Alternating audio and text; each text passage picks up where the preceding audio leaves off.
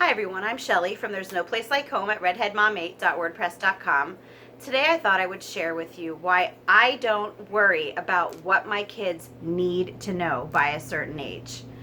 A lot of times when I come across new homeschoolers who are looking for advice on what they should be teaching their child each year, I've seen a lot of well-meaning fellow homeschoolers recommend timelines or books such as this. I have What Your Fourth Grader Needs to Know, and I actually have several of these books that were given to me. And while these books, I'm not putting them down, they are very informative books, and they're good for kids who are being homeschooled and are probably going to be going back into the public school setting. But I'm going to be honest, and I'm going to tell you that when people recommend these little timelines or these little books that tell you, what your children should know when, I kind of cringe at that. Because as a society, we seem to be obsessed with timelines and making our children into little cookie cutter images of one another. It's like all children are expected to crawl around the same age, and they're all expected to sit around the same age, and they're all expected to talk around the same age and walk, and it just goes on and on and on all the way up through school.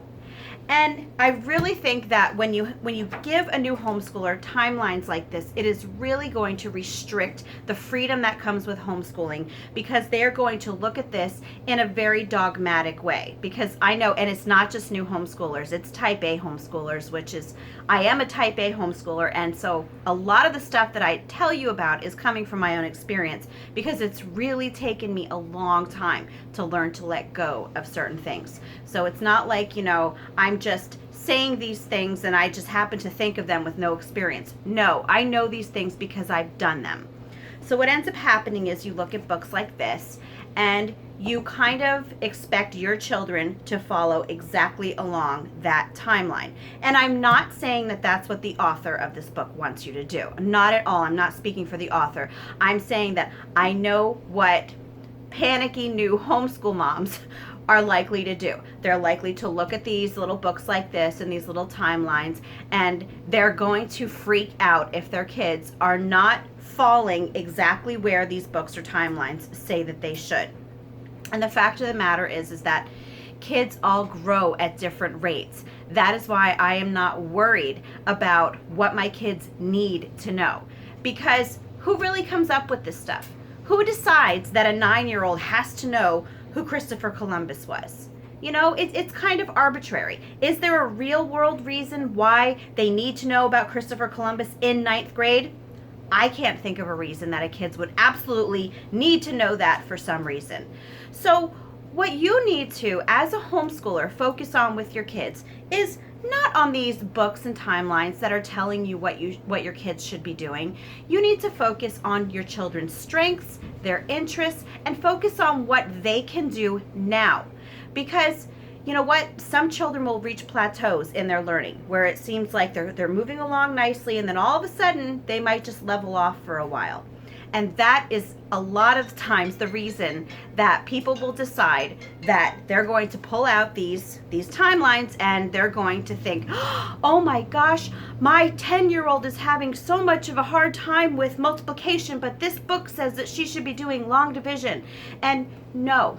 So honestly, I do tell people that unless you really do know how to use books just as a tool, I strongly suggest that if you're a new homeschooler, or if you're someone who really likes to follow things exactly as they're written, put these books and the timelines to the side, because it's not going to matter for your children. And if it does matter for your children, it's going to matter in a way that it's only going to stress them out, because what's going to end up happening is you're going to expect things of your kids that they just might not be ready for yet, and they might feel less than because they're not doing the things that you're reading about that they should be doing. And I guarantee you, I've done this to my own kids. You will at some point say to your kids, well, you're in 4th grade and you should be doing this by now. And you know what? Sometimes even now I catch myself doing that with my kids, especially when it comes to math. So I'm telling you, if I, who am constantly preaching about letting kids grow at their own pace, even if I fall victim to doing that from time to time, these timelines are not going to help you at all. Your children, what they need to know are the things that are going to help them in some way. And John Holt famously said that children will learn what they need to know children will learn when they either want or need to learn something. And you know what? That's what it comes down to. If my 7-year-old never heard of the Mayflower, is it going to hold her back in life? And this even goes with reading. I have never once heard of somebody interviewing someone to be a prospective employee and saying, oh, what's this? You didn't start reading until you were 8? I'm sorry, I'm just not going to be able to offer the job to you at this time. I mean, really, that stuff does not come up. Or, when someone is trying to get a better position at their job, they're trying to get promoted, and they sit down with their boss and they say, well, you know what? You're a really good worker and you've always been a great benefit to this society, but it says right here on your school record that you were really having a difficult time with multiplication when you were 11. And, well, if you look in this book here, it says that you should know your multiplication by the time that you're 8. It doesn't happen. None of these things that are in these timelines ever actually have any purpose other than maybe to give you a little direction, to give you ideas on what to teach your children. But for the love of God, please do not use these books or these timelines as your Bibles. Let your kids grow at their own pace. Let them learn what they want to learn. Let them move ahead if they're ready to move ahead. Sometimes they're farther ahead than these books would even say they should be.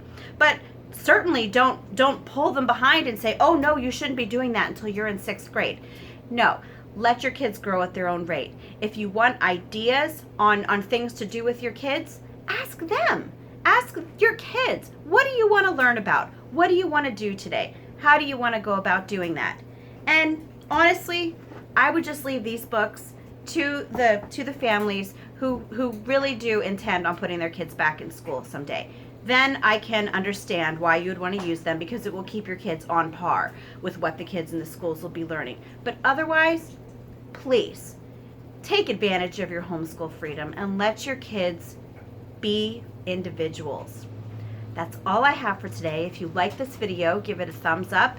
If you would like to see more, I would be so happy if you would subscribe. And if you have any questions or comments, you can leave them down below. And I hope you have a great day.